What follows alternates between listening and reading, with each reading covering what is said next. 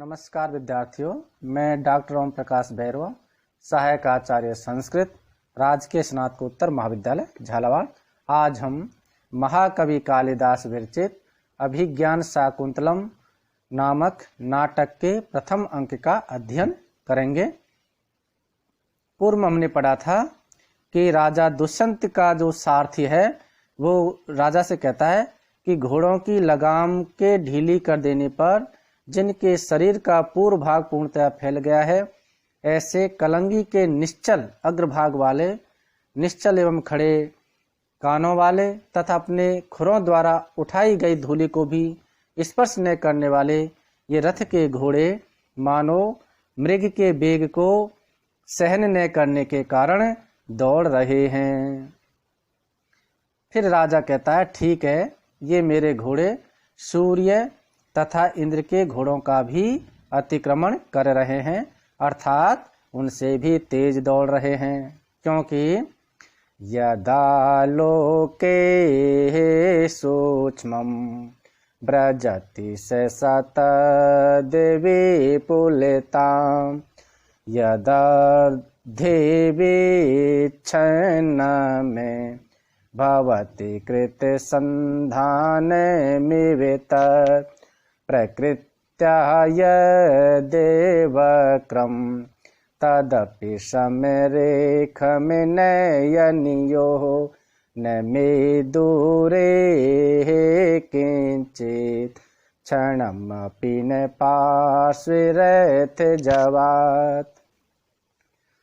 यदा लोके सूक्ष्मं व्रजति सहसा तद विपुलतां यदर्धे विच्छिन्नं भवति कृतसन्धानमिव तत् प्रकृत्या यद वक्रं तदपि समरेखं नयनयोः न मे दूरे किंचित् क्षणमपि न पार्श्वे रथजवात्। यदालोके के पदच्छेद करेंगे तो यत आलोके, तय का जसत्व से द हो गया है और आ मिल करके द बन गया है। यद अर्धे के टुकड़े करेंगे तो यत अर्धे, कृत संधानम इव के विच्छेद करेंगे तो कृत संधानम धन इव, नयनियो हो, विसर्ग का यहां पर आधार हुआ था जो विसर्ग बन जाएगा वापिस। क्षणम अपि, क्षणम अलग और अपि अलग हो जाएगा। अब अन्वय देखिए, रथ जवात है, जो नीचे नीचे रथ है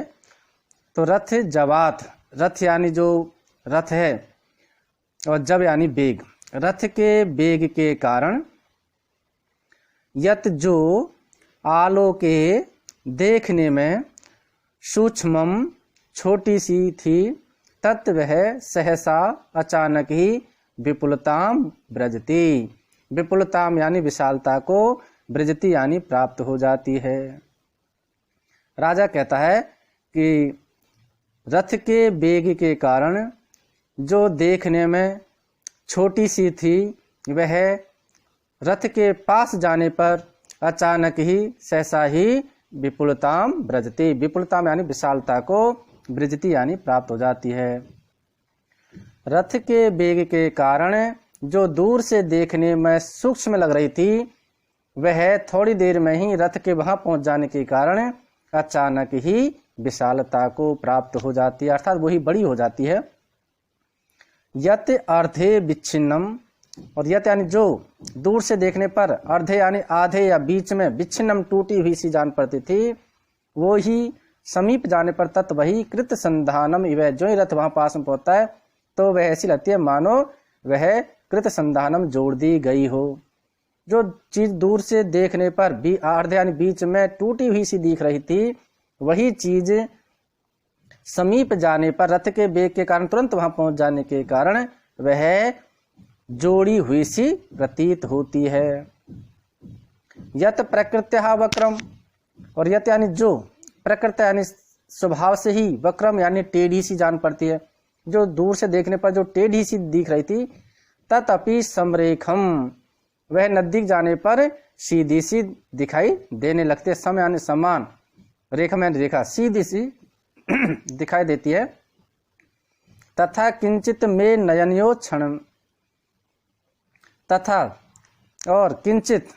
कोई वस्तु मे नयनयो, मे यानी मेरे, नयनयो यानी नेत्रों से, क्षणम अपि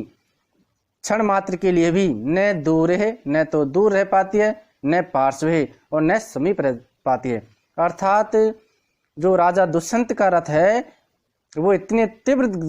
गति से दौड़ रहा है, या उसके घोड़े इतनी तीव्र गति से रथ को खींच रहे हैं कि जो चीज उसके पास है वो थोड़ी दूर में ही दूर हो जाती है, और जो उससे काफी दूर थी रथ वहां पहुंचते ही वो तुरंत ही पास में, नजदीक में दिखाई देने लगती है, पास हो जाती है। इस प्रकार से यहाँ पर रथ के वेग का जो है वर्णन किया गया है कि रथ बहुत तीव्र गति से चल रहा है, और इस वजह से जो रथ के वेग के कारण जो चीज वस्तु आदि जो भी है, आलोक के देखने में सूक्ष्म, जो छोटी लगती थी, दूर से जो वस्तु छोटी दिखाई दे रही है, वो समीप जाने पर विशाल विपुलताम ब्रजती, सहसा अचानक ही विपुलता यानी विशालता को ब्रजती यानी प्राप्त हो जाती है। रथ के वेग के कारण जो वस्तु दूर से देखने पर छोटी या सूक्ष्म प्रतीत होती थी या दिखाई देती थी, वही वस्तु रथ के वहां पहुंचने पर अचानक ही विशालता को प्राप्त हो जाती है। और यत यानी जो अर्धे विच्छिन्न में, अर्धे यानी बीच में, विच्छिन्न में टूटी हुई सी प्रतीत हो रही थी, तत् वही कृत संधान भवती, वह मानो जोड़ दी गई सी प्रतीत होती है। तो जो दूर से देखने पर बीच में टूटी हुई सी प्रतीत हो रही थी, वह नजदीक जाने पर जोड़ी हुई सी प्रतीत होती है, लगती है। यत प्रकृत्या वक्रम, और जो स्वभाव से ही टेढ़ी है, तथापि वह भी समरेखम, सीधी जान पड़ती है। जो दूर से देखने पर जो टेढ़ी होती है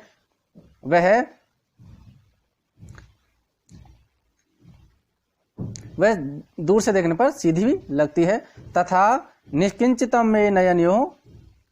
तथा किंचित कुछ वस्तु में नयनयो, कोई भी वस्तु मेरे नयनों में क्षण मात्र के लिए भी न तो दूर रह पाती है न पास में रह पाती है, क्योंकि रथ का वेग इतनी तीव्र गति से चल रहा है कि जो दूर की वस्तु है वो नजदीक आ जाती है, जो नजदीक थी वो दूर पीछे छूट जाती है। इस प्रकार से यहाँ पर राजा के रथ के वेग का वर्णन किया गया है, और इसमें स्वभावोक्ति अलंकार है।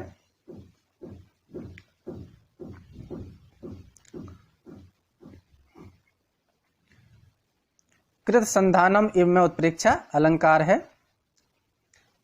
और इस पद में शिखरणी छंद है जिसका लक्षण है रसै रुद्रै छिन्ना, जब मन सब लागे शिखरिणी। रस ही रुद्र ही छिन्न, रस यानी छह रस माने गए हैं, और रुद्र 11 माने गए हैं, अर्थात 6 और 11 मिलाकर के 17 पर, जिसमें 6 पर और 11 पर यति होती हो, अर्थात कुल मिलाकर जिसमें 17 वर्ण हो तथा 6 पर और 11 पर यति होती हो, तथा जिसमें यगण, मगण, नगण, सगण, भगण, लघु और गुरु हो, उसे शिखरणी छंद कहते हैं।